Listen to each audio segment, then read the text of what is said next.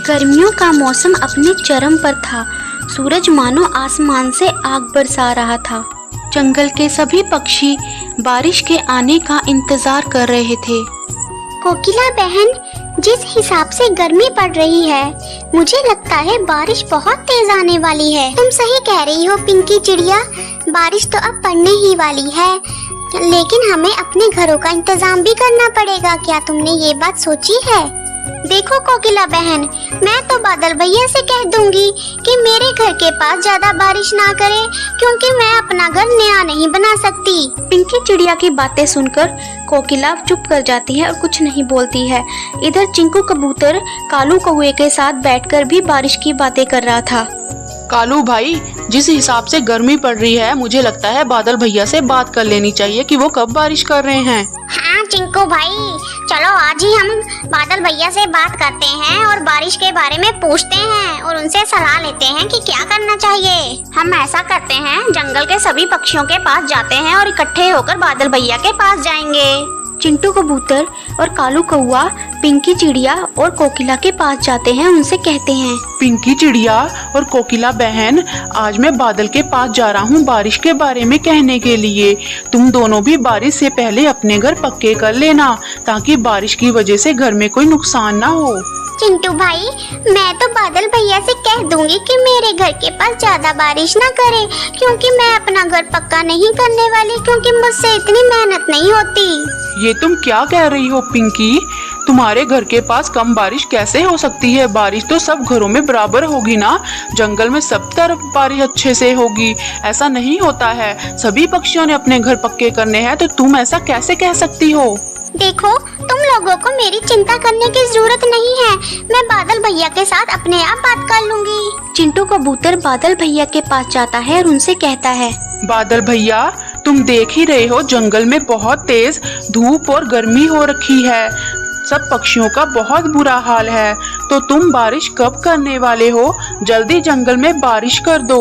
ठीक है चिंटू भाई, मैं बारिश कर दूंगा, लेकिन तुम सब लोग अपने घर को पक्के कर लो, क्योंकि बारिश बहुत तेज होने वाली है। बादल बहुत ज्यादा बने हुए हैं। वो तो ठीक है बादल भैया, लेकिन एक दिक्कत है। पिंकी चिड़िया अपना घर पक्का नहीं करने वाली। वो बोल रही थी वो बादल भैया से खुद बात कर लेगी कि वो उसके घर के पास कम बारिश करे। ऐसा कैसे हो सकता है? तुम ही बताओ। सभी पक्षियों के घर के पास इतनी बारिश होगी, तो उसके घर के पास कम बारिश कैसे हो सकती है? चिंटू भाई, तुम बिल्कुल फिक्र मत करो। पिंकी चिड़िया को तो मैं सबक सिखाता हूँ। कैसी हो पिंकी चिड़िया?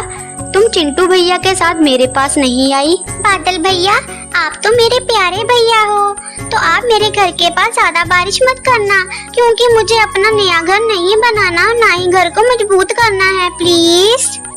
ठीक है पिंकी चिड़िया, जैसे तुमने कह दिया वैसा ही होगा।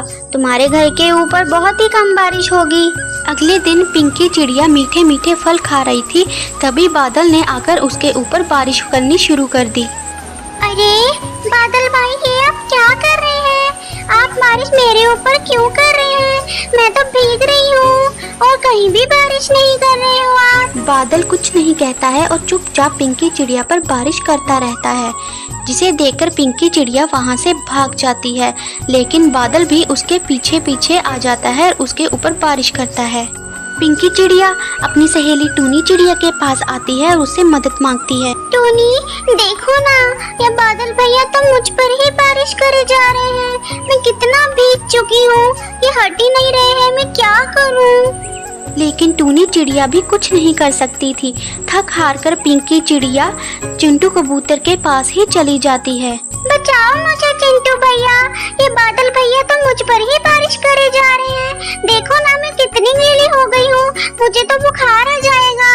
हो पिंकी, थोड़ा ठहर जाओ।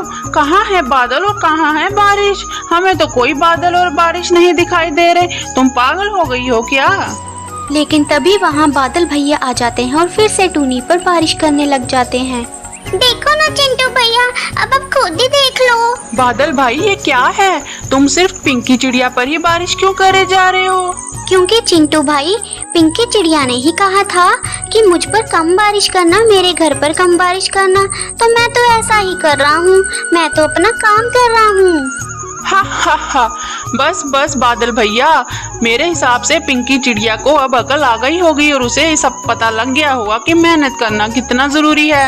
हाँ हाँ बादल भैया, मैं समझ चुकी हूँ कि जंगल में सभी पक्षी एक बराबर है और बारिश सबके घर में एक जैसी होगी। मैंने काम चोरी के चक्कर में ऐसा आपसे कहा, लेकिन अब मैं अपना घर पक्का कर लूंगी। आप जंगल में बारिश कर दो। सभी पक्षी बादल की ऐसी बदमाशी पर जोर जोर से हंसते हैं और पिंकी चिड़िया को भी समझ आ जाता है। हे गाइस, ऐसी और वीडियोस देखने के लिए प्लीज मेरे चैनल को सब्सक्राइब कर दीजिए और वीडियो को लाइक और शेयर करना बिल्कुल ना भूलिए। टूनी चिड़िया 2.0।